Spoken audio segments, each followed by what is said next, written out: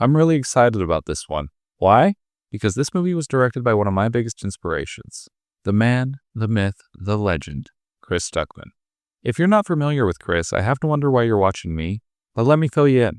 Chris is a former YouTube movie critic. I say former because he shifted his channel's focus from media criticism to media appreciation. He made this move because, let's be real, it would be awkward to try to break into the film industry while also tearing apart the work of potential colleagues. Making a movie has been Chris's dream ever since I started watching him, and I can only imagine how nervous he must be. Like I said, Chris used to be a movie critic, and now he's made his own movie. There are definitely some petty people who are going to hit him with the 1-star review on IMDb, all because of his past comments about the live-action Dragon Ball Z movie. Oh yeah, Chris, you thought everyone hated that movie, didn't you? Well, you were wrong.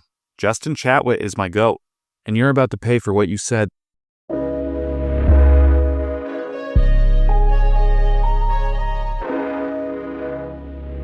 Anyways, Shelby Oaks follows a woman named Mia who is on a mission to find her younger sister Riley, who went missing years ago. You see, Riley got into the early days of YouTube.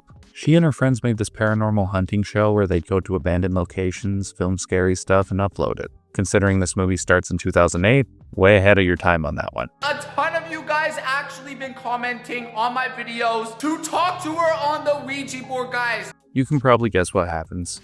The group of friends goes missing on one of these paranormal outings, and no one knows what happened to him.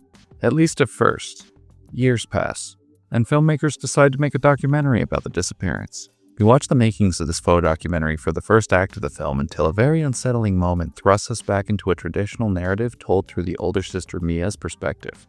From there, it's time to solve a mystery, baby. This is totally giving me a clue right now. Starting off with the documentary style seen in the first 20 minutes, I was concerned, because while I'm open to a film being in the style of a documentary, I wasn't okay with Chris Stuckman doing it, because it was obvious he was taking inspiration from Lake Mungo. Don't do it, Chris. Chris, put down the screenplay. Put down the red camera. No, Chris. What are you doing, Chris? Lake Mungo is an Australian film Chris recommended on his channel years ago.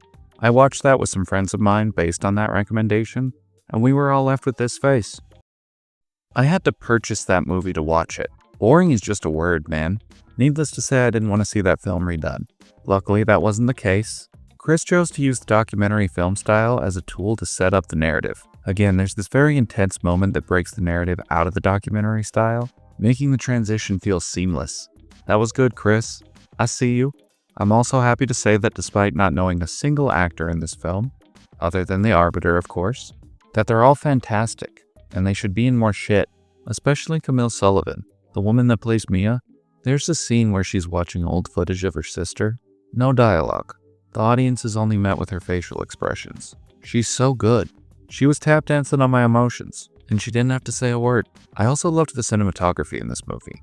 If I'm being honest, I was off-put by how clean everything looks, at least at first. It was almost like the film was shot like one of Chris's YouTube videos, with everything appearing to be in focus. Everything wasn't in focus, but my mind was reading it that way, I guess.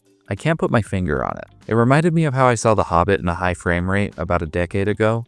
That said, this time it was a more positive result, especially because Chris likes to hide some stuff in his frames. He does that thing where he'll show you something, and if your eyes wander enough, you'll be like, "Oh shit!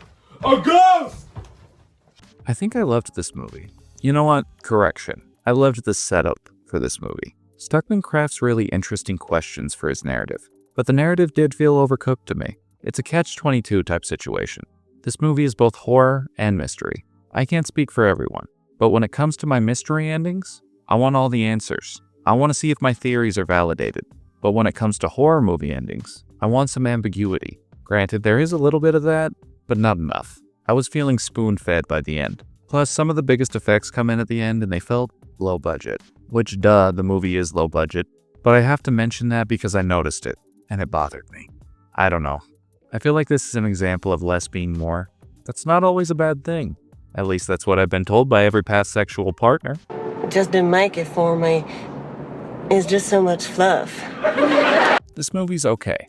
It's alright. I had some problems with it, but overall, I do think it's worth a watch. I can't give it a see it in theaters rating, but it's a solid watch despite its flaws. On that note, I'd like to dedicate the ending of this video to Chris Stuckman. I doubt you'll ever see this, but congratulations on making your dream a reality. I've seen the reviews for your movie. I know they're mixed. Hell, I even had some critiques. But who cares, man? You're a director. You made a feature-length movie.